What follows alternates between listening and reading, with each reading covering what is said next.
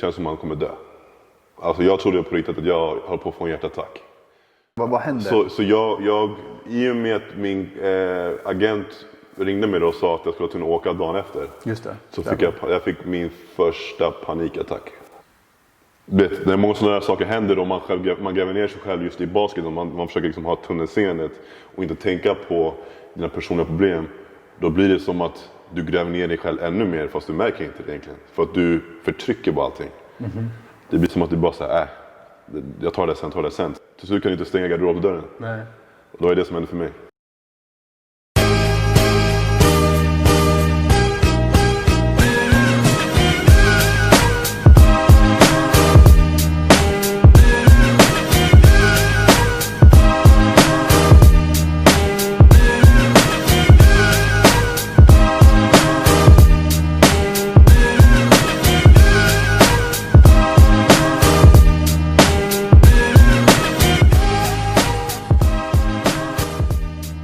Välkomna!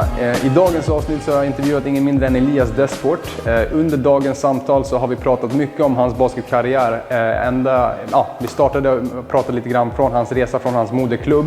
Hur han spelade sig genom landslaget och sen vidare upp till college och sen till hans första kontrakt ute i Europa. Han startade sin resa i Portugal och allra senast när han var ute i Tyskland.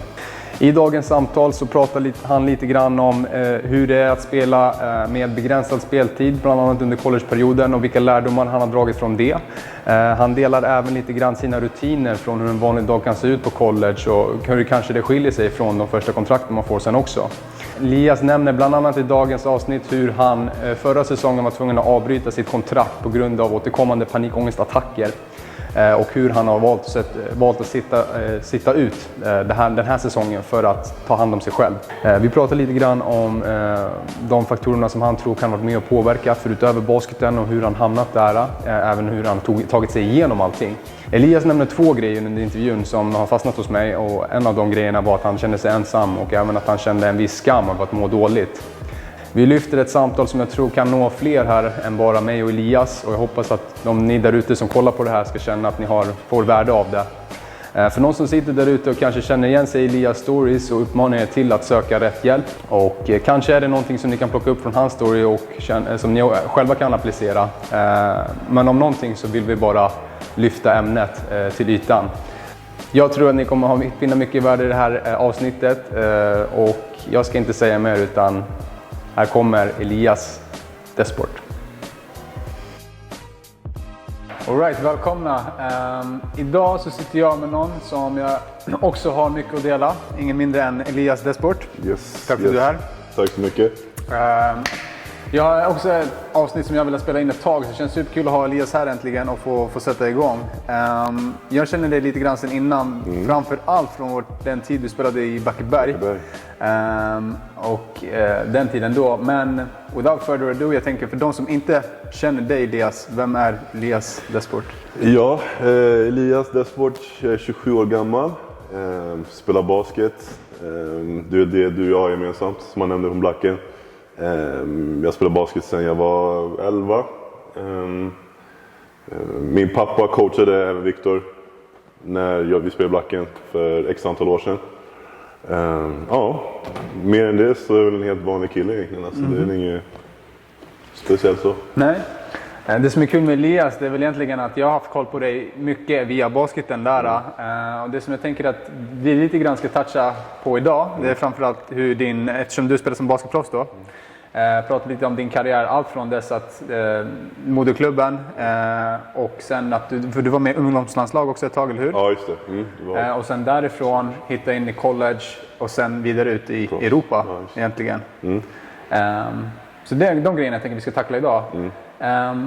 Om vi håller oss kvar lite grann till där du kommer ifrån och sådär. Om vi startar längre bak, vad är din bakgrund, din uppväxt? Vad startade så jag är från Täby ursprungligen, från ett område som heter Hägernäs. Så jag växte upp med morsan och farsan telefon. De separerade ju senare, så då bodde jag kvar mest med mamma då, i Täby. Jag har även en äldre bror, Samuel, som är 9 år äldre än mig. Och jag höll väl på mycket med olika sporter, kommer ihåg när jag var yngre. Jag gick på fotboll, prövade faktiskt fotboll, gick på fotbollsskola, det gick sådär. Var spelade du? Det var en klubb som låg vid mig, som heter Vigbyholms IK, Viggan typ. Ja. Och då, jag kommer att gick på fotbollsskola faktiskt, jag och min brorsa som höll i fotbollsskolan. Men det gick, jag var aldrig en fotboll, så det gick inte så bra. För att fotbollsskorna jag fick skavsår, det var nummer 1. För att de fotbollsskorna är väldigt smala i designen, så här, i storleken, så det gick inte. Man kan inte ha den där Big Fish, nej, exakt, man kan inte ha den där fiskbåten som man har på sig skor. Det går inte. Så jag gick ner i mitt sån här skateskor med platta och breda jävlar. Men det är alla min grej. Men alltså, det är att spela så här, olika sporter och så här, och bara kul. Men sen så fastnade jag på basketen då med att farsan spelade och även brorsan spelade. Så är det där jag fastnade liksom. Och så då har jag bara spelat telefon sedan dess. Men så, alltså jag hade vanliga polare som vi brukar umgås mycket. Många gjorde dumma grejer, dumheter. Vissa av dem åkte in och ut. Vissa var tvungna att flytta för att de hade knas liksom hemma. Så det var mycket sådär, man har sett en hel del när man var liten. Mer än de flesta skulle jag säga. Och varit med om saker. Så basketen blev liksom som en väg som det var någonting man kunde göra för att komma bort från den skiten. Så det, men det är många av mina polare som jag växte upp med som jag har kontakt med idag faktiskt. Hur var det du hittade till Blackeberg, I guess, när jag först fick nyss på det? Så först, jag spelade i Täby basket först, och sen så bytte jag när jag gick i 9:an då till Blackeberg. För det var där då man började märka vilka som ville satsa och vilka som inte ville satsa. Det blir den här klassiska, med satsa på plugget, jag ska satsa på basketen. Så du vet, då var det många som typ från min årskull var på 92 som valde att lägga av. Så vi hade knappt något lag kvar i Täby. Och då var det lite så här, jag började se liksom vad klubben var på väg, och då började jag säga att det var, jag vill satsa. Och då bodde min pappa här i Öhmansberg. Och då så tänkte jag liksom att om jag spelade i Blacken, de hade ett lag i Basketettan på den tiden som var, och den Basketettan var bra, alltså riktigt bra. Så då tänkte jag okej, men då kanske jag kan satsa där och spela där istället. Så då flyttade jag ut till honom och började spela med Blacken. Vad heter det? Du spelade i Blacken, vart var det du pluggade någonstans? På gymnasiet? Ja. Solna gymnasiet var det jag pluggade. Var det ett självklart val vart du skulle gå? Om du tänkte just det här med skola eller basket? Var det just... Nej, alltså jag visste att jag ville spela. Jag ville liksom satsa på basen liksom. Det var en grej som jag ville göra. Och då började basketgymnasium komma upp mer och mer. Det var inte lika vanligt förut. Nu finns det nästan basketgymnasium överallt. Men nu när det blir lite mer vanligt så då var det mellan Fryshuset. Det var Solna, jag tror att Tibble kanske aldrig, men jag vill inte vara kvar i Täby. Jag vill ut från Täby. Och då så jag tror min syo hjälpte mig, och hon hittade Solna liksom på listan och var så här, Solna, då hade inte hört talas om Solna. Nej. Åkte dit på öppet hus och sökte dit, och så kom jag in liksom. Och det var... Jag minns det från den tiden då jag var med och tränade med herrarna, och det var där jag kände igen dig. Sen vet jag att du under den perioden började få landslagskallelse, så hur såg det ut för dig? Var du med hela vägen, eller när kom du in i? Alltså första de där regionsgrejerna började när man är 15 tror jag. Så jag kommer ihåg att jag var med till region, och då spelade jag fortfarande i Täby. Men jag åkte ut efter första omgången tror jag. Och då var det, ska vi se vilka jag spelade då. Bland annat Adinator som är Ex on the Beach. Just det. Han kom med hela vägen. Men jag var lite för liten, jag var kort då. För jag var inte alls lika stor som jag var idag, jag var liten. Jag var inte så jätteskillad. Jag hade liksom en grej som jag var nischad på. Så åkte ut efter första. Och sen så var det andra, så hade vi en sån andra omgångsgrej, eller andra chans som man kallar för. Jag vet inte vad det kallas för. Det var sådana Stockholmsregion mot typ andra regioner. Och då kom jag med. Då det började gå bättre för mig. Då kom jag med. Men då spelade jag också fortfarande i Täby, vill jag säga. Och sen så, landslaget kom inte förrän 2009-10 tror jag. Så då kom jag var ju reserv. Jag var liksom inte färdig. Många tror inte bara att jag var så färdig. Alltså jag var reserv. Så jag kommer att bli tillkallad till Södertäljelägret som reserv, för jag tror att någon hade blivit sjuk. Så det var en slump egentligen. Alltså jag skulle inte ens varit där. Så jag kommer ihåg, jag var i Karlstad och mina morföräldrar brukade fira jul där. Och så ringde Olle Lundén mig typ dagen innan jag skulle åka dit och bara, vi behöver det till landslaget, så du kallar. Det var så här, shit. Så jag kunde åka från Karlstad mitten i julfirandet, för det var ju under mellandagen, tillbaks till Södertälje, eller till Stockholm. Och så, så det var ju så det hände helt enkelt. Sen så var det ju massa turneringar och Norrköpingsläget så här, och så sommarturneringar och sommarträningsläger och såna grejer. Och jag tror att jag blev inte klar för en typ så här, var det jag tror det var sista turneringen innan EM. Då skulle vi spela AM första gången på typ så här 20 år, det var värsta grejen. Just det. Och då blev jag klar efter det. Jag hade haft någon bra match mot, jag tror vi hade haft en träningsmatch i Holland, tror jag det var. Men det här var vilken U18. U18, okej. Så och det är fortfarande bara 92-kullen då? Eller? Nej, det var 92-93. Okay, exakt. Så det var, vilka var det som var 92? Det var jag, Victor Gaddefors, det var Challe, Charles Barron, det var Stefan Nguyen, Samir Ali, som jag tror inte ens han spelar längre. Och han var riktigt bra faktiskt. Det är de som jag kommer på, tror jag. Sen så var det jag med Jonte, Marcus och liksom, som var skitbra. De är bra. Så det var så det hände liksom. Och, jag kommer ihåg att jag kom till Södertäljeläget. Många av de här var tillsammans sen U15. Jag kände ju ingen. Jag kände ju typ Challe. Ja, men exakt. Jag kände typ Challe för att våra papper kände varandra. Typ att vi typ kände varandra när vi var lite yngre. Men jag kände ingen, så folk kollade på mig som en fan i hand typ, för att jag menar. Och då var jag som sagt, det var reserv. Men alltså grabbarna var ju sköna liksom, så det var inte svårt att komma in i gruppen. Men det var bara så här, det var en lång uppförsbacke om man säger så. Man har, det som jag tyckte varit kul att få, det som watching from the sidelines lite grann, när vi växte upp i alla fall, att för mig har det alltid varit som så att jag har alltid kollat på det och känt så här, shit, Elias, den nivån du är på, den jag har också velat ha den. Det som jag tyckte var kul just med landslagskallelsen av det för dig, det var att jag minns Elias så väl, när att han var den som hängde kvar bland annat på fredagar och körde med dimman. Stod där själv med oss, kanske 2-3 år yngre. Vi hade vår träning, men Elias var där och körde själv. Och det var som kul att se sen när man såg hur landslagskallelserna kom och också lite grann också hur din work ethic var någonting som blev, man ska säga, cultivated, att blev lite din grej att vara där och köra extra.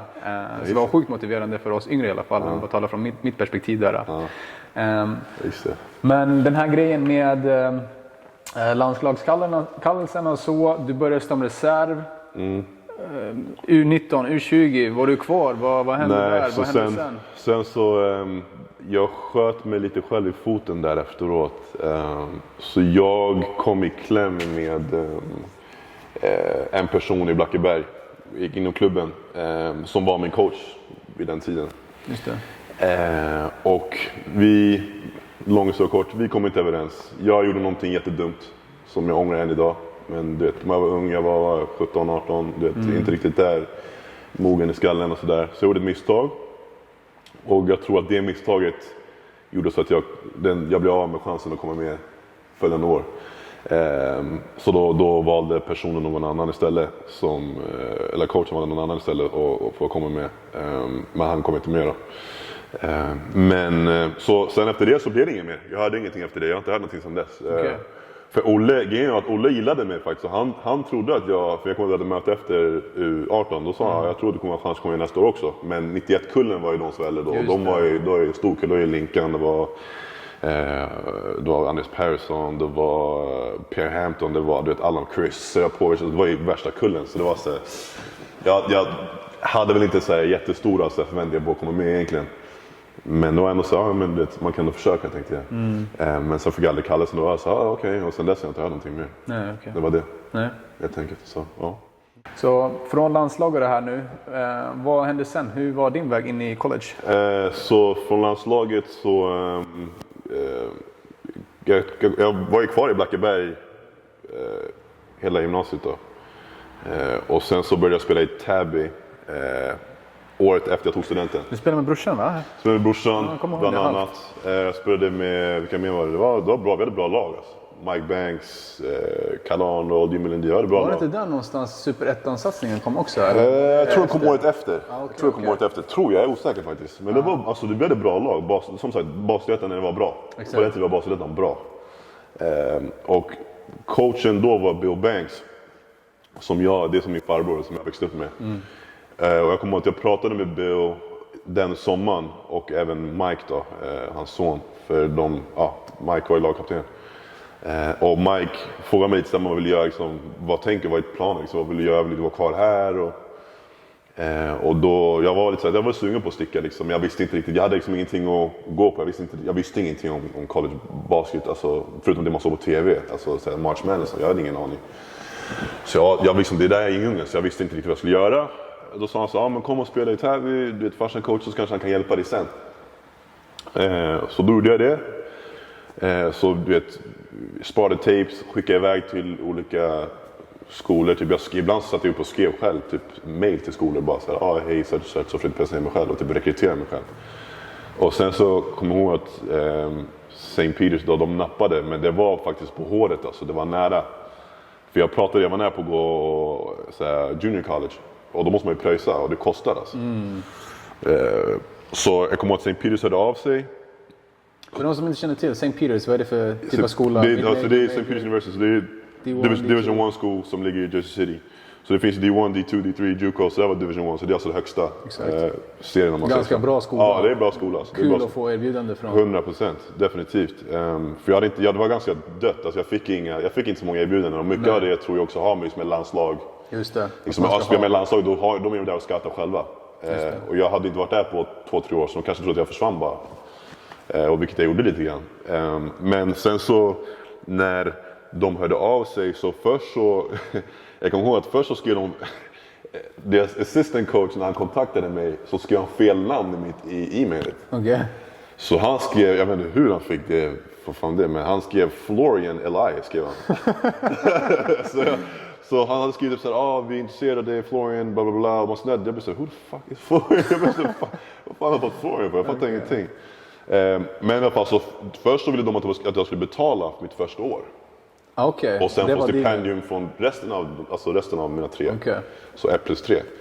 Så, och då snackar vi alltså CSN-lån på, vad är det, ett år, det borde vara typ såhär $40,000, alltså nästan en halv miljon svenska. Ja, alltså det är på ett år. Och jag bara, han sa det till min telefon, jag bara så, en halv miljon, alltså, jag kan inte, alltså, jag kommer förstå, det är mycket pengar alltså. Alltså vi CSN-lån i all ära, men jag såhär. Så jag kommer ihåg att de ringde mig en natt, sen på kvällen.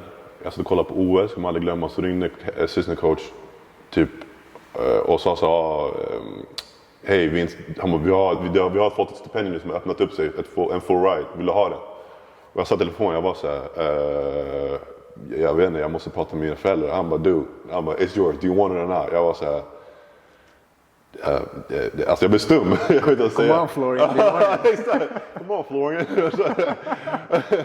Så jag var såhär, yeah. Jag vill ha den. Han bara, cool, welcome, typ såhär. Och då stack jag 2 veckor senare.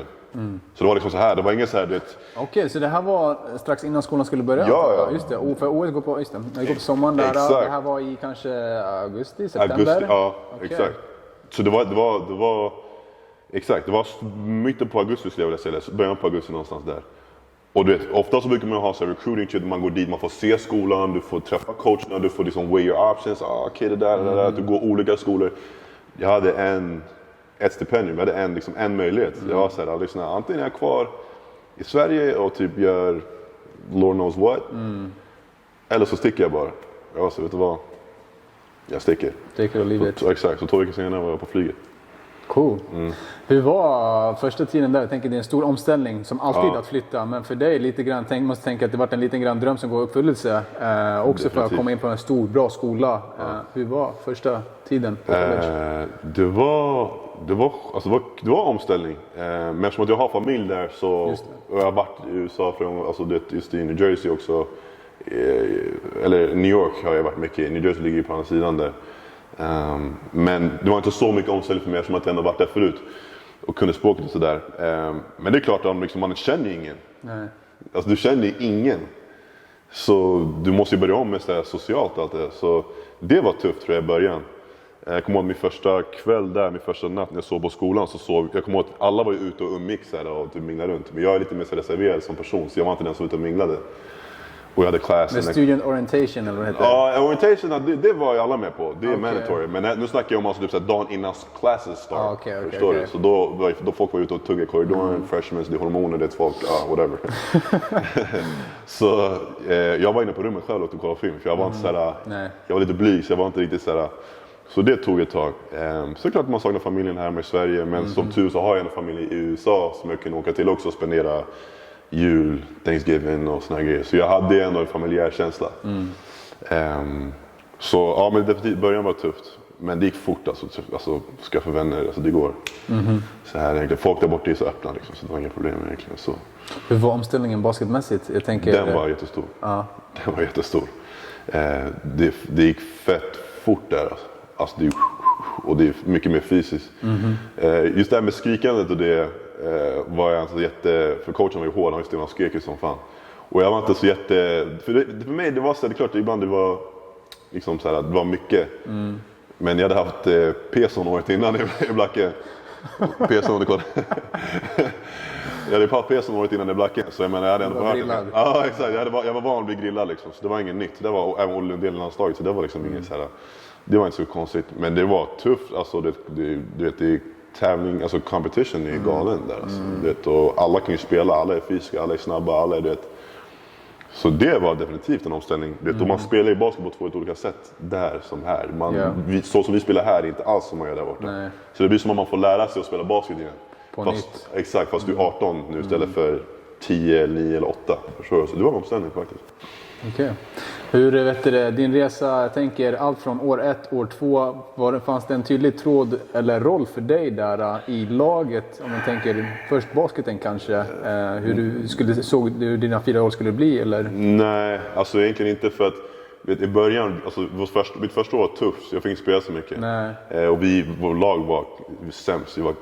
Vi hade 9 vinster och 21 förluster. Så vi hade ingen bra första år. Jag minns det. Du var där samtidigt som vi var, för ni kom till Boston, gjorde ni inte, och spelade någon helg? Ja, vi missade er för att vi var iväg och vi var iväg på en annan 2 gånger. Hans andra år? Okej. Ja, jo, det stämmer. Boston University, vi spelade mot dem 2 gånger tror jag. Just det. Så ja, det stämmer. Men mitt första år, så det var tufft. Jag spelade inte så mycket, vi förlorade många matcher. Just det. Så man sitter på bänken, men då tänker man så okej, men jag är freshman, det kommer ta ett tag. Liksom. Det är inte menat att jag ska spela nu egentligen heller. Liksom. Det är growing pains liksom. Men sen sophomore year, alltså college var tufft överlag alltså. För jag tycker aldrig att jag fick den chansen som jag ville ha. Nej. Sen så var det vissa grejer som jag kunde gjort bättre, 100%. Alltså det säger jag inte. Alltså det var vissa grejer som jag nu tänkte tillbaka och blir såhär, shit jag borde gjort det där och det där och det här. Så att jag kunde liksom ändrat på saker och ting. Någonting särskilt du tänker på där? Jag tror att jag tappade bort mig själv lite grann där. Och min träningsvilja. Och liksom det här med work ethic och hur mycket man... Alltså det här till exempel som du nämnde innan när man var på fredagar med Dimman i Blacke. Jag hade inte samma mentalitet där. Jag tror att det blev som en grej som att jag fick den här inställningen att det spelar ingen roll för att jag får inte spela. Så vad ska jag göra extra? Det blir en lärare och det är fel. Man ska inte tänka så. Men jag var inte där mentalt. Så jag tror jag började börja klanka ner mycket på mig själv och sådär.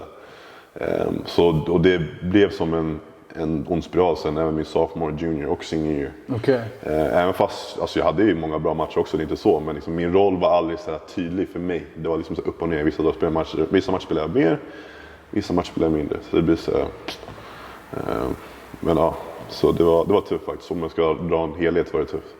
Om man får stanna kvar där med college, vad var det du läste?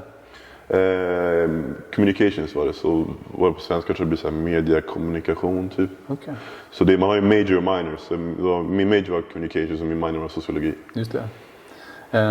Livet runt om college, jag tänker ganska packat schema ändå med skola och den träningsmässiga ni hade.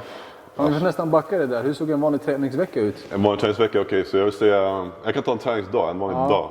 Så det var på morgonen hade du weights, alltså du var i gymmet, lyfte.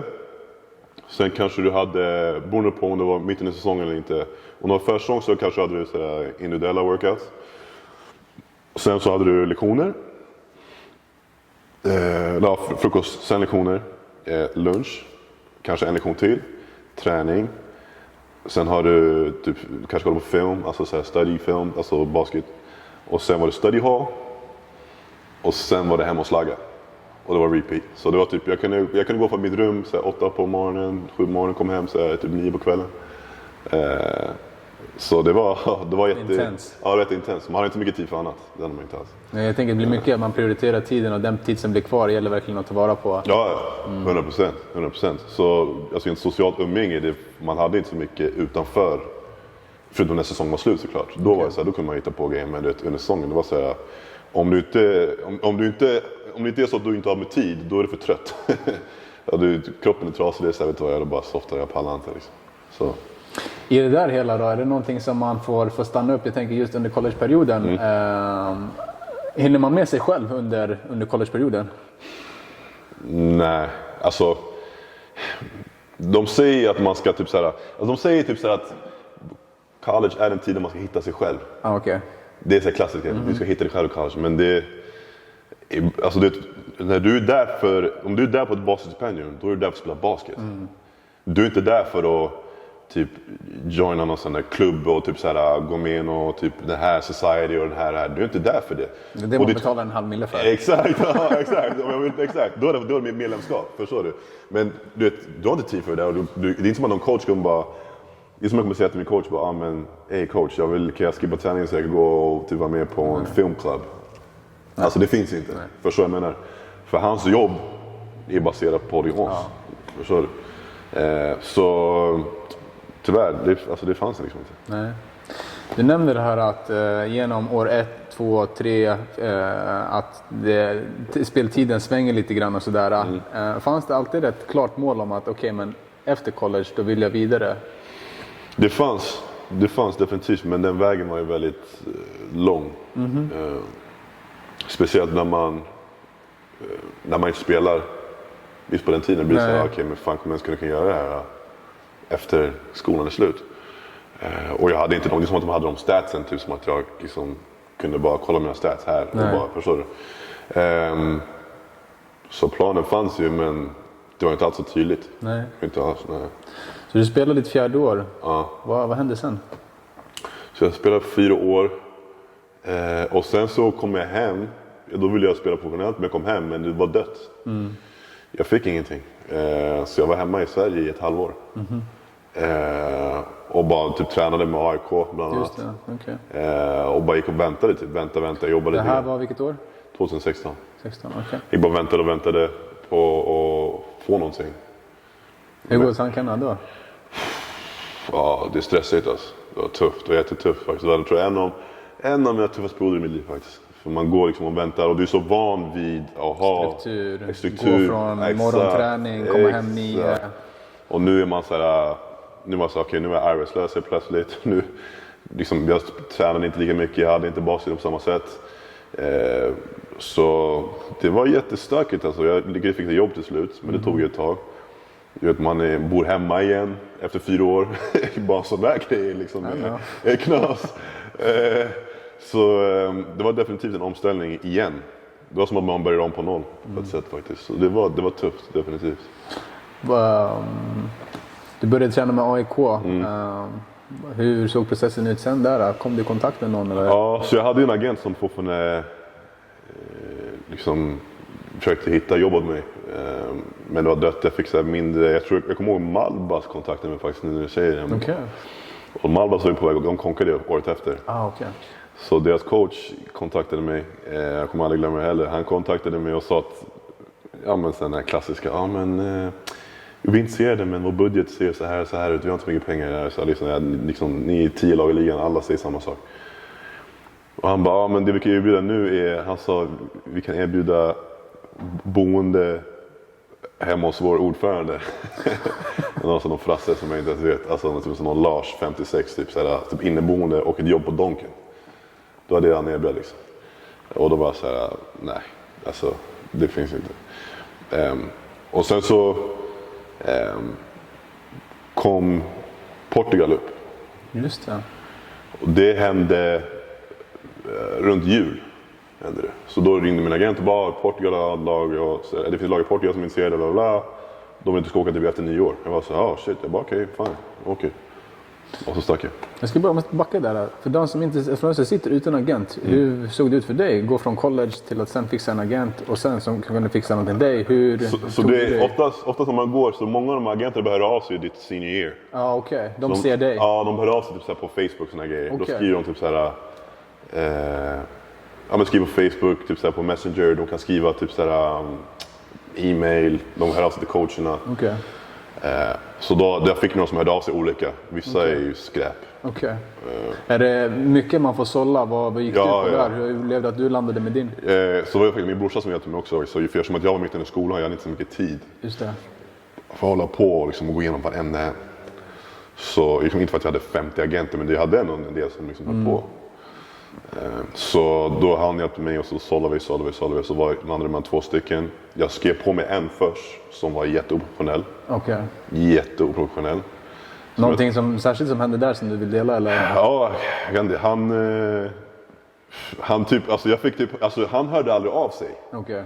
Men jag kunde få höra från andra, typ tredjeparter, att typ vissa grejer som han hade såhär, ja men typ frågat efter. Typ. Så han kunde typ höra av sig typ till någon klubb typ jag tror det var här i svenska ligan som typ han hade börjat fråga sig om pengar som var så absurt. Alltså typ såhär, typ jag vet inte, 50 papp i månaden. Alltså det är helt absurda siffror typ. Jag blev såhär, dude, jag är du vet, coming out of college. Jag kommer inte få de pengarna någonstans. Så jag har inte de här statsen heller. Så det är inte som att jag kommer. Men jag fick inte höra ut, jag fick höra det från andra. Det blev såhär, hur kommer det sig att du min agent jobbar för mig men jag får höra det från den här coachen eller han. Det går inte ihop. Och så ringde jag honom någon gång och bara, vet du vad, han var såhär, han var bara så fett oproffsig och jag märkte han typ, det var som han sa grejer som jag ville höra typ. Okay. Så då jag så vet du vad, I'm done, så jag kan inte såhär. Och han var såhär okej. Det var inte såhär, ingen såhär att han visade typ att han ville ha kvar, men han var bara såhär okej. Okay. Det var det, så ja. Okay. Men den du har nu fixade dig i alla fall, Portugal? Så det nu har jag fixat alla mina jobb, så jag har 3 jobb nu. Så Portugal fixade han, Matt heter han, så från Kanada. Han alltså, verkar bra, jag har aldrig träffat han så här. Utan vi pratade med telefon. Okay. Så alltså, jag litar på honom, men du vet, det är svårt i den här branschen. Man vet inte i slutet av vad alla agenterna gör egentligen. Det är en tuff bransch.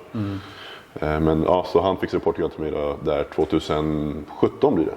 Du var där halva säsongen ut då eller? Precis, jag kom dit för de hade börjat säsongen redan. Så de började i oktober, jag kom dit efter januari och efter nyår precis. För då hade deras lag, de hade precis kommit upp till den näst högsta ligan. Och de ville hålla sig kvar. Men de hade väl förlorat massa matcher för deras big guy blev skadad typ. Okay. Så de ville ha någon så här snabbt typ. Så då fick jag komma ner dit. Har du alltid fått axla rollen som big guy där då, eller vad har du?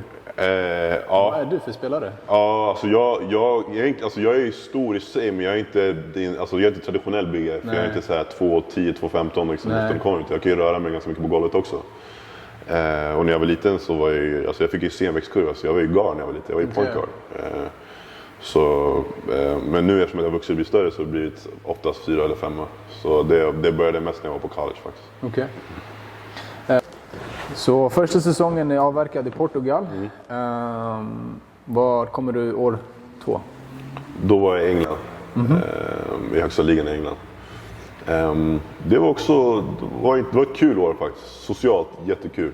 Jättekul. Alltså, lag som vi hade, och det gick bra för oss på plan också. Jag tror vi kom, vad fan kom vi då? Vi kom 4 tror jag. Vi vann mer matcher än de någonsin gjort i lagets historia. Vi vann typ 20 plus matcher och sån här skit. Vart i England var du? Jag var i en stad som heter Surrey som ligger utanför London, typ en förort till London kan man säga. Typ en timmas bilfärd ungefär. Just det. Så det var kul, också shaky, alltså det upp och ner med speltid och mycket, jag blev skadad också, problem med ryggen så jag missade typ så här en tredjedel av säsongen. Jag fick inte riktigt rätt hjälp som jag behövde, rätt vård tyvärr, så det förstörde mycket av det året. Men jag hade kul utanför planen, jättekul. Grabbarna var skitsköna, men på planen var det tufft faktiskt. Var det då vi började se det första av Running on E? Ja, nej. Elias podcast för de som inte vet. Det var Tyskland. Jag har faktiskt tagit bort den nu. Jag har inte kvar den. Den är Okej. men den kanske blir relaunched. Men nej, det var i Tyskland året efter. Året efter som jag började lalla med det där. Okej. Från London, hur tog du dig vidare sen till Tyskland då? Så Tyskland, jag skrev på för dem tidigt faktiskt. Så de hörde av sig redan. Jag hade 2 klubbar faktiskt i Tyskland som var intresserade i Pro B. Och det var en klubb, och de var i samma serie. Så det var en klubb som jag åkte ner och provtränade med. Så de flög ner mig, det var i början på sommaren där, typ i juni någon gång. Och samtidigt då hade jag ett intresse för den andra klubben. Så jag flög ner, jag tränade, jag stukade faktiskt foten, vilket var knas. Första träningen vi skulle spela upp och ner, stukade foten 5 minuter. Men coachen, han hade sett nog på film, så han var intresserad, så han visste liksom, han var så lyssnade, det är lugnt. Så jag är fortfarande intresserad, men det är bara synd liksom, jag är fett sned. Så då var de och så var det en annan klubb då. Men jag valde att gå med klubben som erbjöd mest pengar. Alltså för att jag behövde överleva helt enkelt. Man kan ju tänka sig vad det hänt om jag tagit den här klubben, man vet inte. För det gick faktiskt bättre för dem. Jag vet inte om de kom till slut. Vi kom till slutspel, vi tog sista platsen. Jag vet inte om de kom med faktiskt.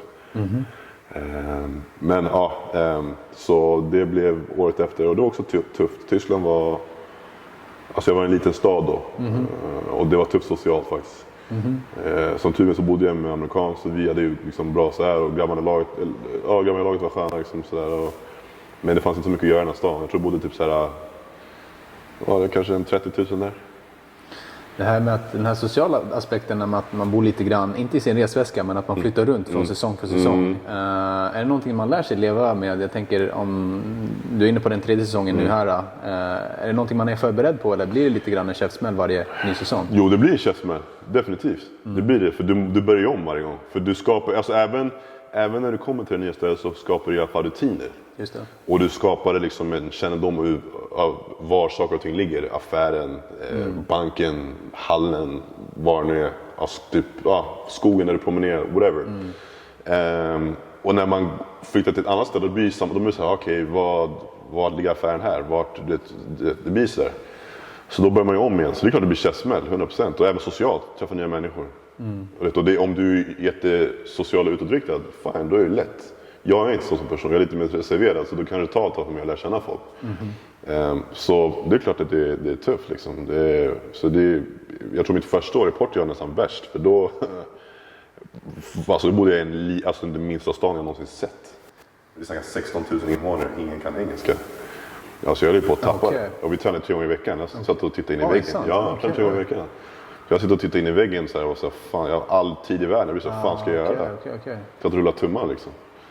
Så, och då var jag den enda importen i laget också. Och det var inte alla i laget som kunde engelska. Coachens engelska var halvtaskig. Så det är tufft. Var det någonting du var förberedd på innan? Alltså var det någon som hade sagt det här till dig?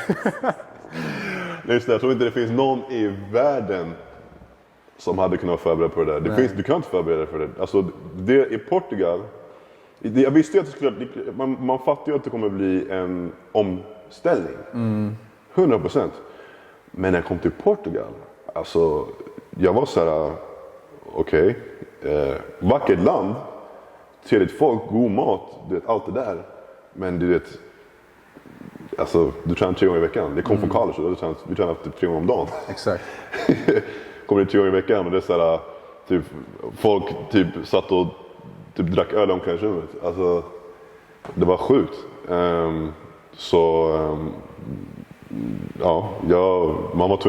Jag skaffade faktiskt en hund då när jag bodde i Portugal. Det är så, okej.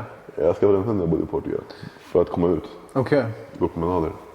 Jag tänkte säga det att blir man... Jag inbillar mig att man på något sätt blir påverkad av den här lite grann osäkra sociala strukturerna. Eller kanske det frånvarande sociala strukturer. Jo, definitivt. Vad skulle du själv säga? Jo, definitivt. Alltså det är klart att man blir lite så här...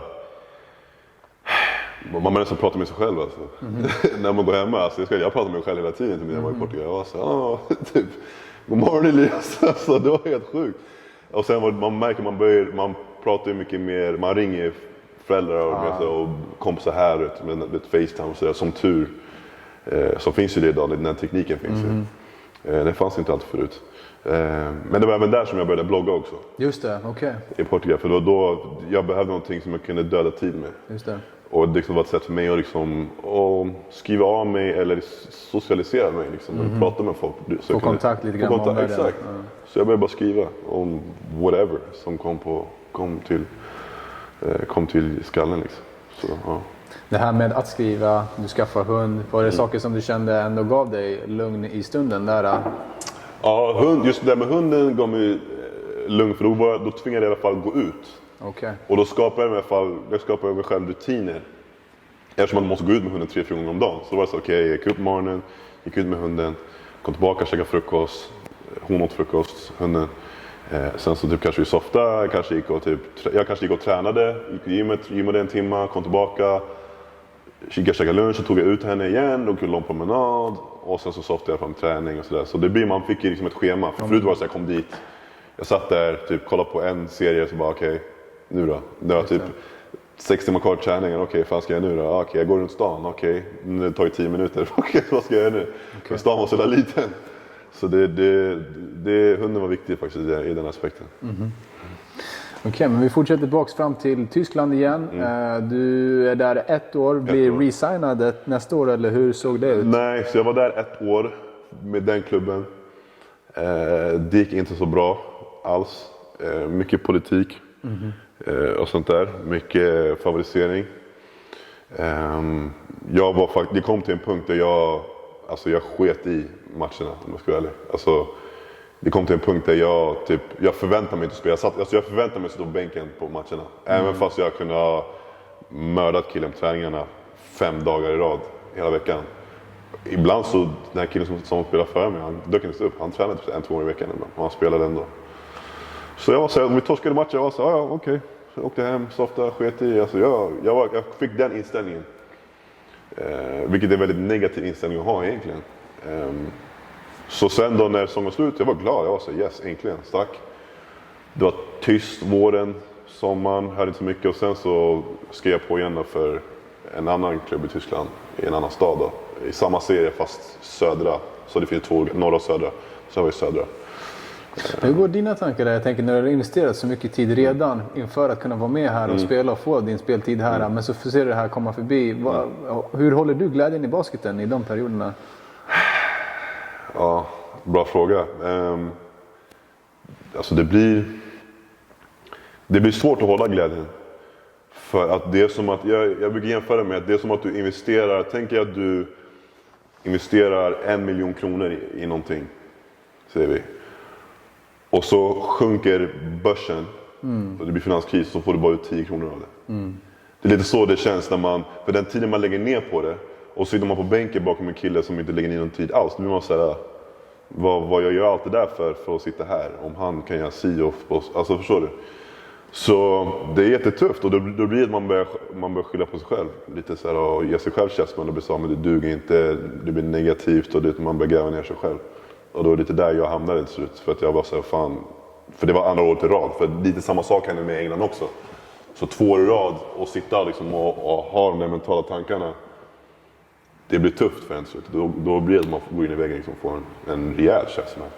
Var tittar du luckor att kunna lyfta och bolla det här med? Jag tänker man sitter ganska strandad i sin position, för det är inte alla som spelar proffs utomlands i den ligan som du gör. Att man har kanske inte jättemånga att hålla sig för med. Räcker lagkamraterna eller vad säger du? Nej, det gäller att hitta andra saker som håller humöret uppe. Andra intressen. Så för mig var det att skriva. För mig då jag började podda bland annat. Just det. Då jag började gå promenader, jag brukar ta bilder så jag brukar i naturen. Lite sådana här saker också. Och bara försöka göra saker som håller mig liksom upptagen liksom. Men annars så, alltså, men samtidigt blir det svårt, för man blir påminn varje gång man är på träning eller match också. Så det blir som att det blir en så här, man lever i det. Ja, det blir så här som en jävla hamsterhjul. Broken record. Ja, exakt så. Okej, vart är vi? Vi är i Tyskland. Vart gick du sen? Så jag gick hit och åkte tillbaka till Tyskland. Så första året så var jag i stad som heter Schwemm, som ligger utanför, ligger mellan Düsseldorf och Dortmund kan man säga. Och sen andra året så var jag i Hanau då, som ligger utanför Frankfurt. Okej, Kan man säga. just det. Och då där som det gick helt snett. Det var precis där du berättade, du var 4:e år, du resignad och det började gå snett här. Så det som gick riktigt, om man börjar, och tänk så här då. Basketen för mig, det var ju säsongsbaserat, det var år till år. Så bara stressen om att inte veta vad som händer nästa år, bara det i sig är nog för att vem som helst ska kunna gå in i väggen. För om man tänker en person som jobbar ett vanligt 9-5, de vet okej, nästa år kommer jag göra det här, nästa år jag har semester på sommaren, man har den här rutinen, årliga rutinen. Tryggheten. Exakt, man har trygghet, du har en inkomst, du har allt det där. Jag hade inte det där. Så då går jag liksom hela våren och jag säger shit, kommer jag spela, kommer jag inte spela, jag hör ingenting, det är tyst. Jag säger shit. Och sen så blir det så att jag får ett samtal från en klubb som liksom hade hört av sig typ, alltså jag hade pratat med dem under typ 2 veckors tid, sen så var det tyst, jag hörde ingenting från dem.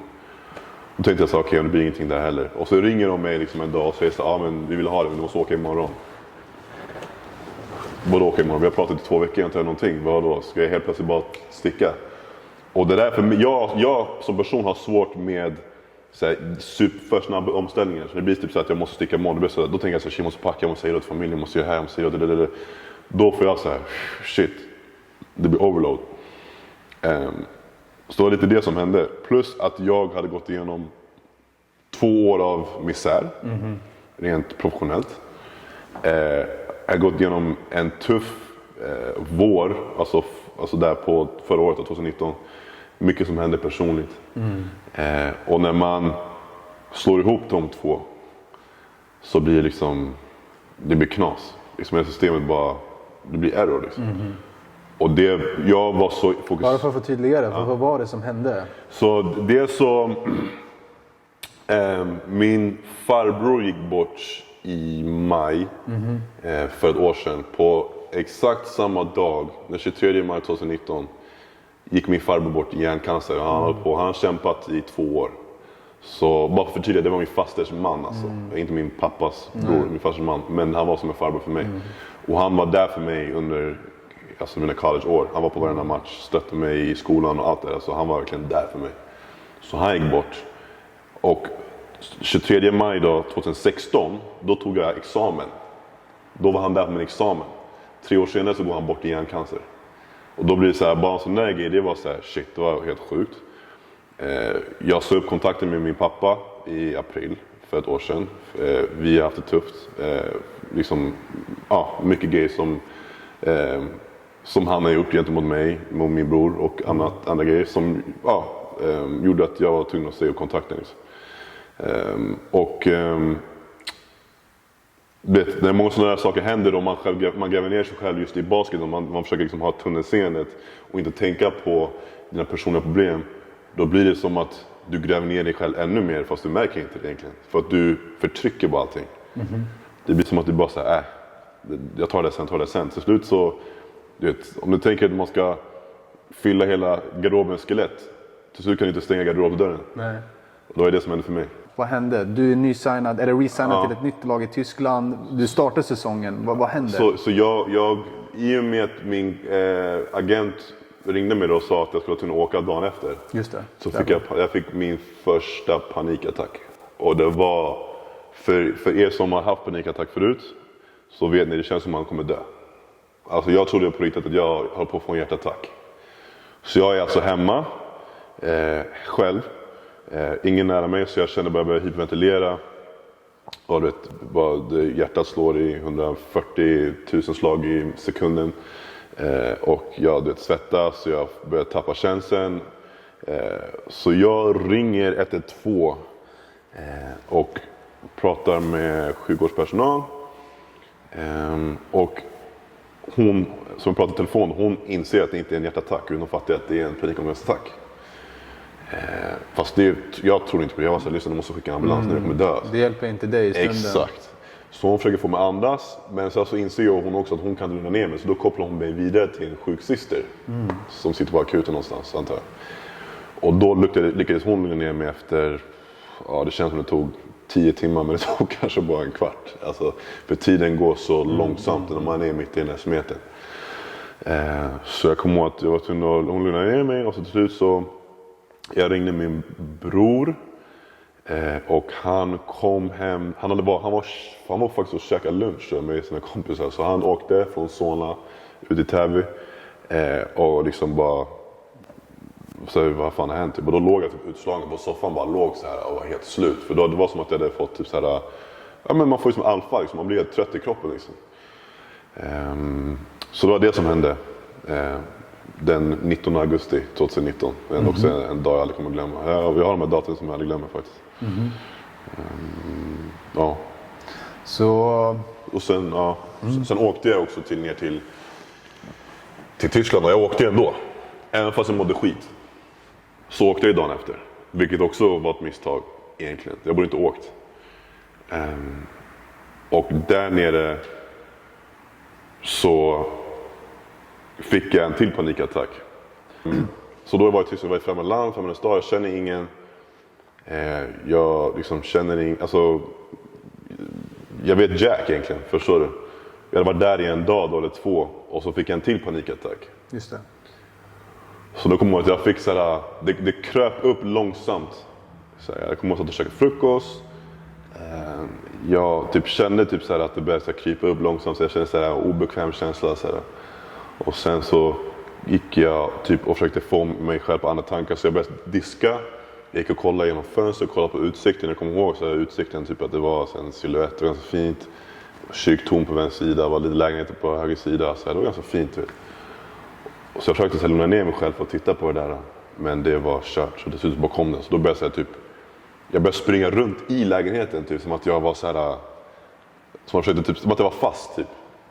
Så jag gick typ från ett rum till nästa, och var bara så jag gick runt så här, bara det är så här.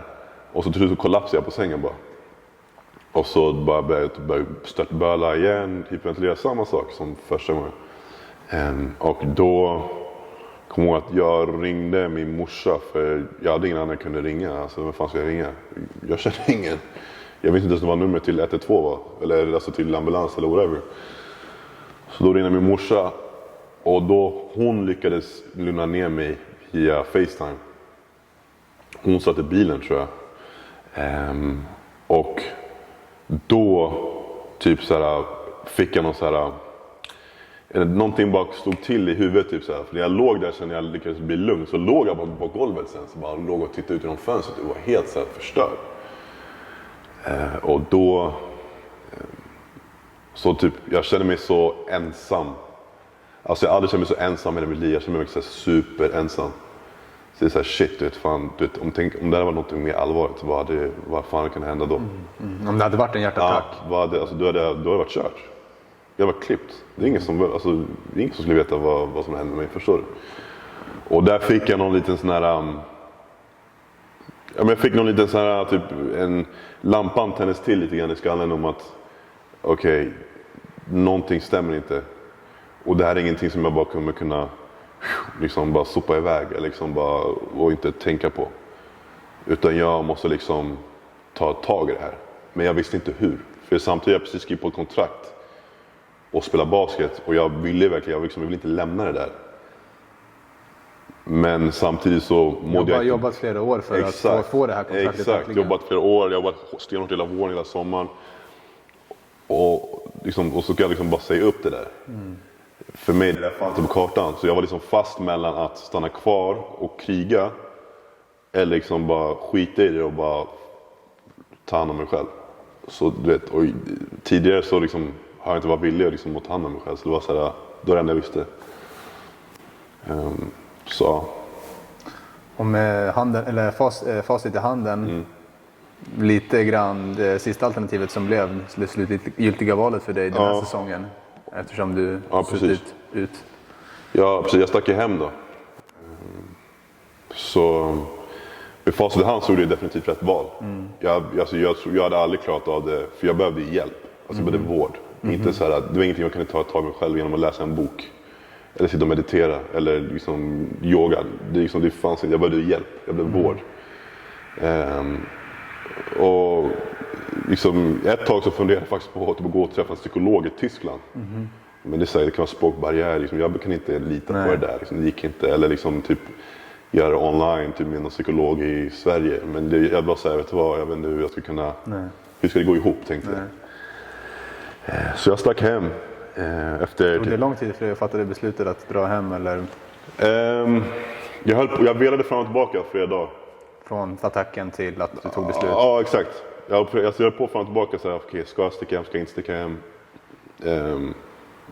Jag var så fan, men jag klarar det. Så nästa dag så nej, jag klarar inte det. Jag höll på, det var som att jag pratade med mig själv typ.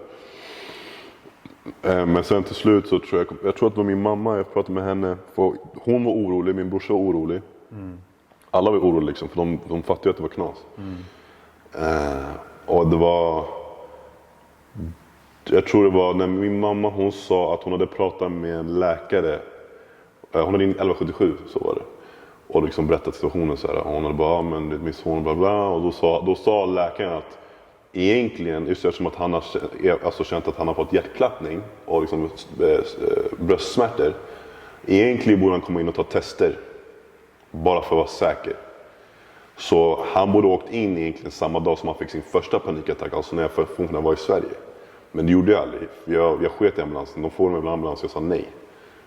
För jag visste också att om jag hade gjort det hade kanske blivit inlagd. Och det kunde inte jag riskera som att jag skulle sticka. Så det var lite det som var så okej, jag kanske måste kolla upp det här. För det kan vara någonting mer än panikattack. Alltså jag visste inte då, för jag hade inte fått det förut. Så det var då som jag sa okej, vet du vad, jag måste nog sticka hem. Hur var det där när du väl kom hem? Blev det att du uppföljde? Det blev tester eller? Jag gjorde massa hjärttester. Jag höll på nästan halva hösten med olika. Jag gick runt med typ en hjärtmonitor. Som jag typ, vad fan hette det? Jag glömde bort vad det hette. Det är ett speciellt test. Man har en monitor som sitter fast på bröstet under 24 timmar. Okay. Så man sover med allting. Så lämnar man in det och så fick jag stresstest. Där man typ cyklar. De har massa sladdar överallt. Jag fick, elektroder. Exakt. Jag fick kolla... vad mer? Ja, men allt det här vanliga, lungor, liksom massa andra tester. Alltså jag höll på typ hela hösten med den här skiten. Och till slut så det var inget speciellt, utan det var bara panikattack. Liksom. Okej. Kommer det några fler episoder här under hösten eller hur? Faktiskt inte. Det gjorde inte det, som tur var. Ja. Det gjorde inte det. Jag ljuger. Jag ljuger. Det kom en episod till, fast det var inte riktigt, det var inte samma symptom. Okej. Utan jag fick en attack, tror jag i alla fall att det var, men jag blev istället för att bli så att jag hyperventilerade så blev jag stum. Jag kunde inte prata, jag låg och var livlös i sängen. Jag var vaken, men jag var inte riktigt där. Okay. Så jag tänkte att du ligger liksom och bara, typ dagdrömmer typ. Tittar rakt upp i taket. Min morsa pratar här, jag får in kontakt med mig, liksom, det är ingenting. Så då, det var den tredje, och det var kanske den tredje episoden inom 1,5 vecka. Alltså. Så fick jag 3 panikattacker. Så de kom ganska efter varandra? Exakt, så min morsa blev stum, jag blev stum, min mamma blev orolig, så då ringde hon till blir psyk, alltså såhär. Mobila teamet heter det, så det är typ som en psykakut som de kan komma hem till dig, som en ambulans då, kan man säga. Och där de typ bedömer situationen, hur det är, typ hur illa det är liksom, och de börjar ställa massa frågor så här, om är det självmordsbenägen och såna här saker. Vilket jag var inte självmordsbenägen, men jag hade självmordstankar. Och då börjar de för dem är det liksom största röda flaggan. Och då får man säga, okej, men har du tänkt konkret på hur du ska gå tillväga? Har du tänkt konkret på hur du ska göra? Alltså, vad har du för planer? Jag har sagt så här, nej, men jag har inga konkreta planer. Men jag har tänkt så här, jag har mer tänkt så här, okej, jag vill inte leva längre. Förstår du? Och jag fick en liten sån där, när jag fick min första attack, fick jag en liten sån där, jag kommer ihåg, för jag var i köket, jag kommer ihåg att jag såg en kniv som låg på köksbänken, typ som jag sett vid bordet typ här, och så köksbänken där, så fick jag som en sån här liten, det är en kniv där, jag skulle kunna bara end it now. Fattar du? För det är de tankarna man får när man är i det stadiet, man tänker inte rätt, allting blir bara helt fel. Så jag hade fått såna där, så okej, jag skulle kunna göra si och så, men inte att jag skulle liksom verkligen göra det. Ja, exakt. Men så de kom ju, mobila teamet, vi hade kontakt fram och tillbaka. De ville ge medicin, klassiker. Ja, så det var det. Så det var en tuff period där i början. Alltså om jag ska välja, det lättaste var egentligen, när jag kollar i efterhand, det lättaste var egentligen att åka hem. Det var det lätta. Det svåra började när jag kom hem. Då var det så här, okej, nu då? Livet hemma. Ja, nu är det så här, okej, men nu är det här. Nu är det så här, vad ska jag göra nu? Du har ingen basket. Jag la bort bollen och jag sa till min mamma, ta bollen och lägg bort den, jag vill inte se den. Alltså lås in den. Jag vill inte, förstår du? Så hon låste in den i förrådet. Jag såg inte bollen, jag rörde inte bollen på en månad. Den enda fysiska aktivitet jag gjorde var typ att gå promenader. Men jag var inte mottaglig för något. Nej. Från någon. Min mamma, min bror. Även en av de tuffaste grejerna var när jag kommer ihåg att min brorsa ville gärna träffa mig sen när jag hade kommit hem.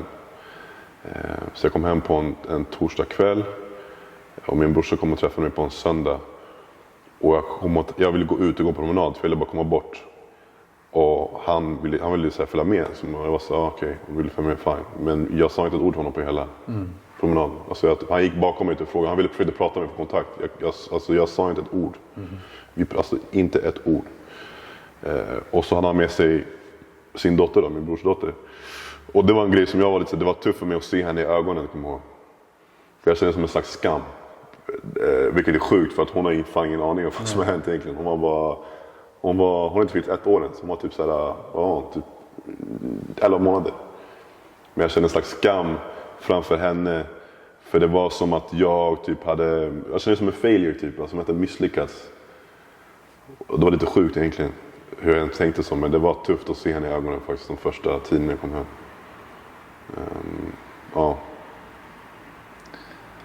Men så du har kommit hem nu, du har haft det här mobila teamet som har varit förbi, du har gjort tester, du har börjat få vård.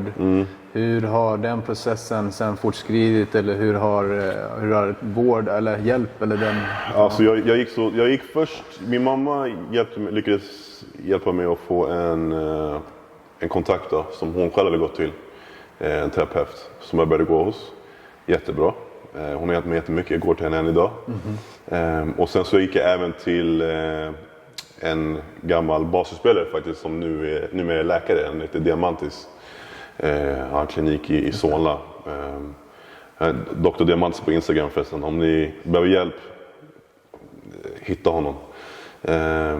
Och han hjälpte mig med att, för han har varit med om en liknande grej. För han har själv spelat proffsbasket på mycket högre nivå än mig. Han var i grekiska högsta ligan och spelade. Så han vet exakt vad det är att vara idrottsman och har den här pressen och, så här, och problem med familjen och så vidare. Och så vidare.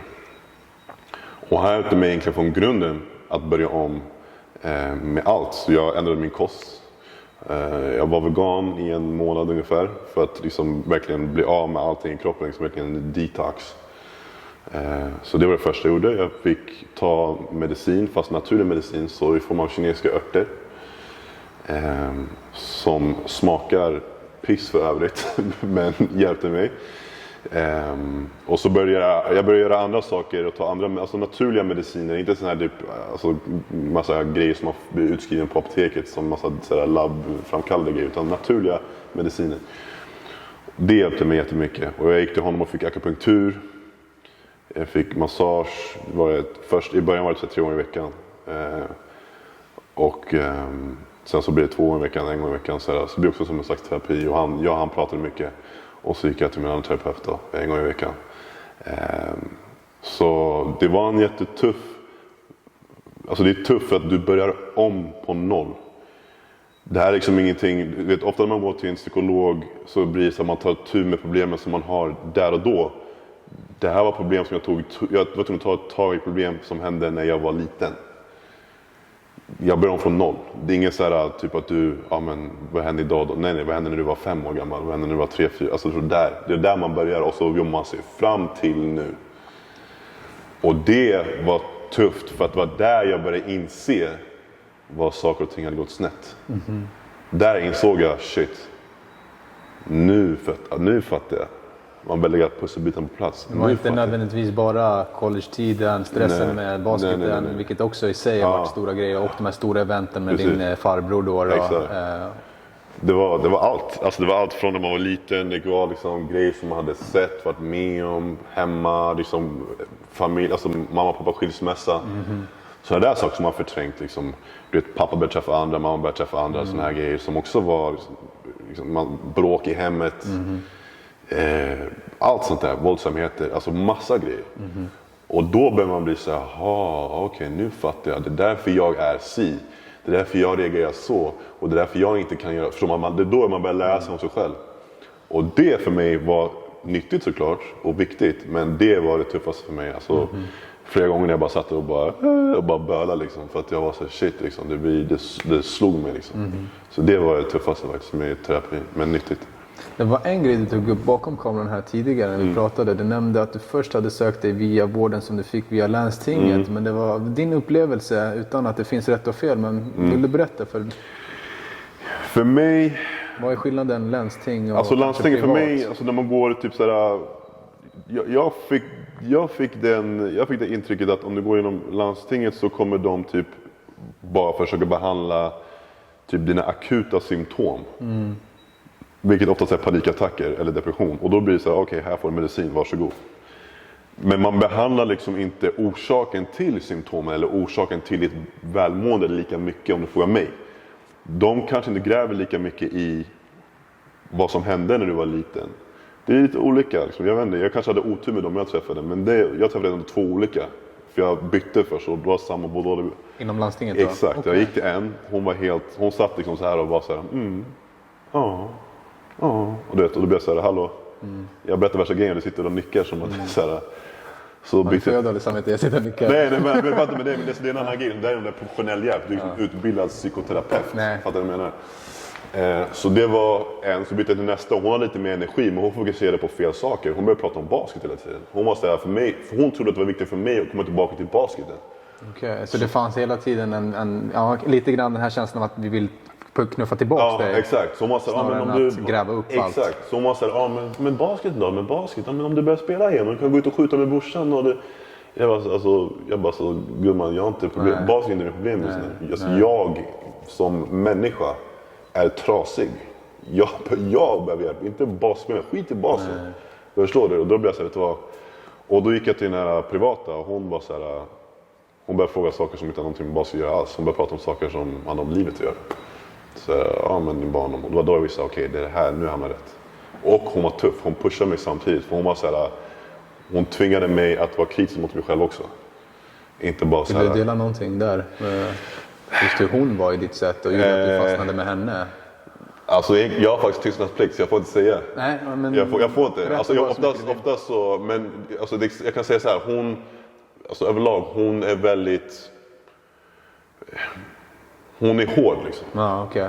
Och det kanske för oss som atleter, vi är vana blir och pushade. Så det för oss vi coachade lite grann. Exakt, så det blir lite mer bekvämlighetszon för oss än att ha någon som bara sitter där och är tyst. Och liksom, hon trycker på knappar lite på något sätt. Så det var det som jag gjorde så okej, jag hamnade rätt.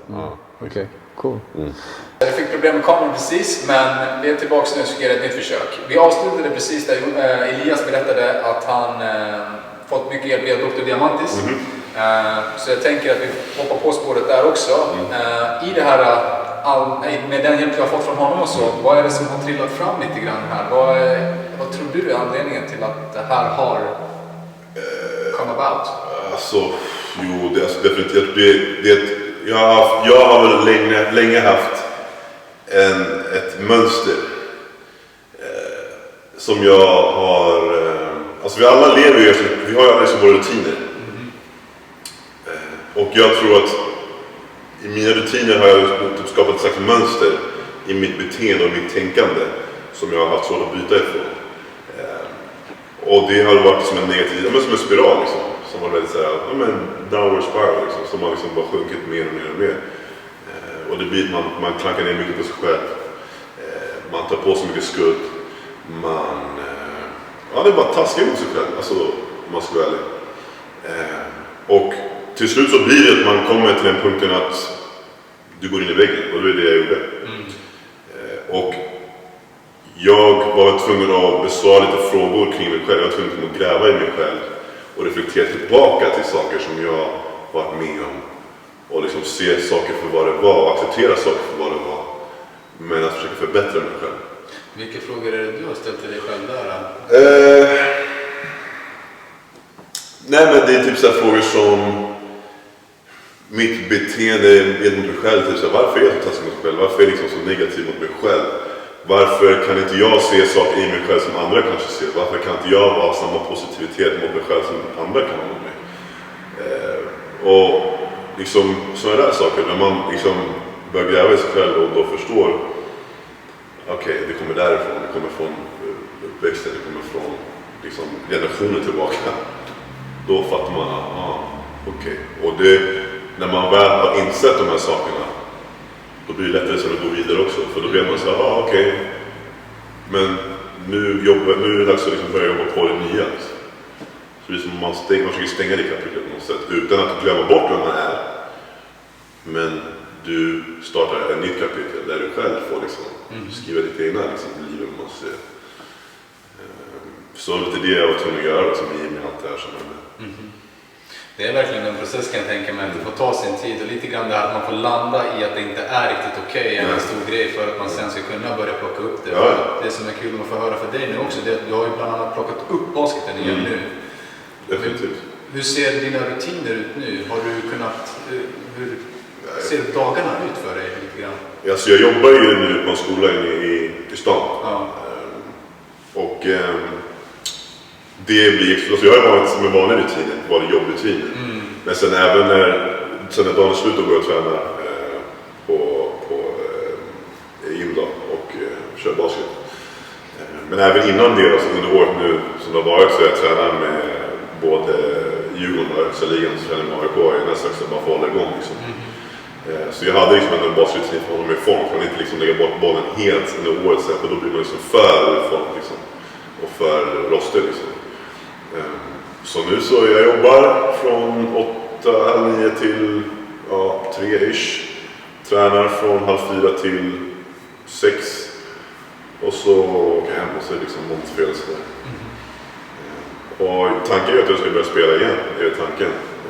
Nu är det svårt att veta om allting som händer med den här pandemin som vi lever i. Exakt. Vad som händer och sådär. Och även liksom, nu är det kanske inte jag rört en boll, har inte spelat på ett år. Så det gör saken svår också. Så jag vet inte vad som kommer hända. Och så du är tillbaka lite grann i samma osäkerhet som jag var i tidigare. Men jag har lärt mig nu att hantera det på ett annat sätt. Jag har lärt mig att liksom vilja ha saker utan förväntningar. Okay. För det är förväntningar som gör att man blir besviken. Och det är det som jag har lärt mig. Förutom att man har så förväntansfull. Nu är det så här, okej, det kanske händer. Det kanske inte händer. Det blir som det blir. Ja, exakt. Man tar det där. Så, ja. Vi blickar framåt härifrån. Vad är dina tankar nu för framtiden? Du pratar om att det finns planer om att kunna spela basket igen och sådär. Definitivt, jag vill spela. Det är plan A. Plan B, alltså vet jag inte riktigt. Jag har inte riktigt bestämt mig vad jag ska göra liksom, livet efter basket. Det är inte så långt att det kommer för. Jag tänker ofta på det så här, fan skulle jag... Men nu har jag börjat fastna lite på det här som är, eftersom att jag själv har gått igenom det. Så jag är fast lite på det här med mental ohälsa, mental hälsa. Och även kunna hjälpa andra som är min sits. För det finns så många andra som har varit med om det tidigare, som har faktiskt tagit upp det och varit modiga att prata om det. Vi tar några exempel inom basvärlden. Jag vet att Elin Setsman, som spelade i Luleå, tror jag. Hon är också en gammal tävlingstjej faktiskt. Hon började prata om det förra året, tror jag. Okay. Och blev intervjuad. Och jättemodig liksom. Och hon har också haft det jättetufft där uppe. Även den här killen då, Noah, som spelade i Södertälje, som gjorde könsbyte, tror jag, när man säger rätt. Jag vet inte riktigt, förlåt mig om man säger fel, men var en hon tidigare, men nu har han gått över och blivit en han. Också pratat om liksom, den processen. Okay. Liksom, hur han hade det mentalt. Så jag säger liksom ingenting nytt. Jag pratar bara om från mitt perspektiv. Så jag liksom lägger bara min liksom gör bara min, som man säger, min del av min historia. Så... Och det uppskattar vi verkligen. Jag tror definitivt att det är flera där ute som har nytta av att höra det du säger. Så vi är verkligen glada för att höra att du vill dela. Precis. Så jag försöker hjälpa andra definitivt. Så därför jag är så öppen med det. För att om inte jag är öppen med det så alltså, då kan jag inte hjälpa andra heller. Kanske andra stöter på samma sak. Exakt. Liksom, det börjar, om man vill liksom hjälpa någon annan måste man hjälpa sig själv. Så det är lite där jag börjar. Så är det. Om det är folk som ser upp till dig och kanske ser de här grejerna som du har gjort, för du har ändå åstadkommit ganska mycket det här att leva proffslivet och sådär. Skulle du lämna dem, finns det något tips du skulle lämna dem med? Högt som lågt, allt från söka till college till att hur man lägger upp förväntningar. Just, alltså, ja, när det gäller basen så här, om man vill komma någonstans, och det låter så klyschigt att säga så här, men du måste träna hårt, det är så här, ja men det är självklart, jag säger inte det. Jag tror att den största grejen som vi inte tänker på när det gäller liksom basket eller vilket sport som helst är uppoffringarna. Alltså det är det här med, man måste vara villig att göra saker som dina polare kanske inte gör. Liksom du stället på den med fredagskvällarna. Jag gick i gymnasiet med den tiden, jag kunde ut och gjort vad fan som helst. Gått ut och alltså, hängt med grabbarna, krökat och fan som helst. Men liksom jag var i alla. Så man måste ta sitt ansvar för att göra de här små grejerna. Och även vara inte rädd för att gå din egen väg. För allas historia är olika. Så min väg till från punkt A till punkt B kan vara rak, din kan vara så här. Alla är olika vägar. När det gäller mental ohälsa. Ohälsa, fan säger så? Mental hälsa. När det gäller det så skulle jag bara säga, var inte rädd för att söka hjälp. Det är nummer ett. För att det är många som säger så här att man ska prata med någon, går upp till många att man pratar så här med sina föräldrar eller sin bästa kompis, vilket är bra, men det är inte alltid den bästa lösningen, för du behöver någon som är neutral. För du kommer alltid, de som liksom, du är nära, de kommer att säga, ofta säger det du vill höra. Liksom, det är väldigt få vänner som säger liksom, ifrån, det är så här, liksom, att du snackar skit. Så därför tycker jag att man ska söka professionell hjälp. Och det kan vara jättesvårt. Men det är ett jätteviktigt steg. Det hjälper mig jättemycket. Annars hade inte jag, om inte jag hade sökt professionell hade jag varit kört. Det hade kanske varit inlagd. Fan, alltså blånås eller alltså, gaffel blir död. Jag vet inte. Jag tänker mycket att det handlar också om att ge sig själv de bästa förutsättningarna att kunna få den bästa hjälpen. Då handlar det också om att man går till någon som har de verktygen eller den kompetensen att kunna lösa det problemet som man ställs för. Exakt, och det är inte säkert att dina föräldrar eller din bästa kompis har det. Liksom, det konstigt. Det är klart, alltså, alla är inte utbildade psykologer. Nej. Så är det, liksom, det är därför de har ett yrke. Så var inte rädd för att söka hjälp, är nog ett av mina största tips faktiskt. Om folk skulle vilja komma i kontakt med dig, vart kan man se då? Facebook, sociala medier. Facebook heter jag Elias Desport för efternamn. Instagram samma sak, Elias Desport. Jag har Twitter, samma sak. Jag har ingen sådär. Jag har lagt basic nu, så alla är samma sak, typ Elias Desport bara ihop typ. Så om ni vill skriva, snacka, vad som helst om det här och annat, det är bara det alltså. Det här har varit skitkul. Stort tack för att du kom. Jag hoppas vi får chans att linka upp längre fram och jag är helt säker på att det kommer komma mer från dig, att vi kommer få höra mer om dig. 100%. Är det något annat vi kan förvänta oss från dig eller? Kommer du projekt? Nej, alltså jag bloggar ju fortfarande. Jag har lagt lite på is nu. Ja. Jag har skrivit på ett tag, jag måste bli bättre på att relatera. Så jag kommer fortsätta blogga. Sen så, jag höll på med min podcast lite grann när jag var i Tyskland, jag tog bort den. För det var, liksom, jag var så färsk, jag visste vad jag höll på med. Okay. Så men jag funtar på att börja om med det faktiskt. Det var en liten pilot. Ja, exakt. Jag satt med iPhone och lurade mitt rum så här och satt och pratade. Och man hörde att micken så mot munnen hela tiden och jag körde så här, det var knas. Så jag kommer nog börja om med det. Och nu har jag köpt en riktig mick. Så det kan kanske dyka upp. Just det, vi ser fram emot det verkligen. Yes, jag också. Igen, Elias, stort tack för att du kom. Om bäst där ute. Ha det bra, vi ses. Kram på er.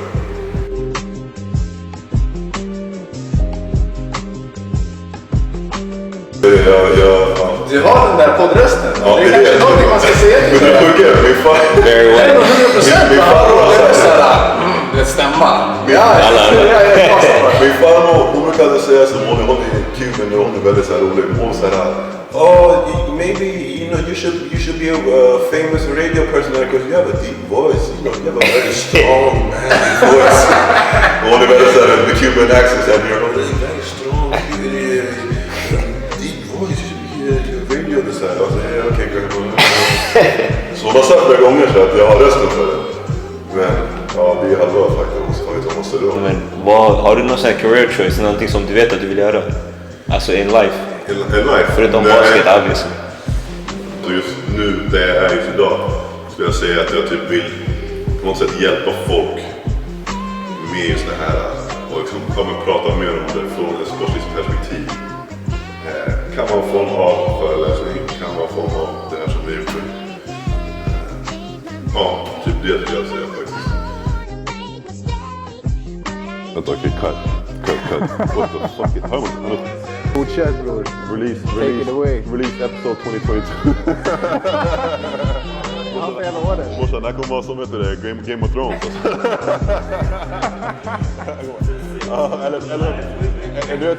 Du vet med soap operas som har på sig när vi var små, som håller på än idag. Det är sjukt, de som är kvar att ni var små, Days of Our Lives, som är kvar än idag, det får vara lika fucked up. Du var sleeping with her då, och nu är han med henne och du lever, du säger what the fuck, alltså. Hur fan kommer den här stoppsåpen fortsätta så här länge? Det är sjukt alltså. Det här kommer vara så här. Det är för att jag är äkta, folk känner igen. Så var det Days of Our Lives. That I can do forever. Det är helt...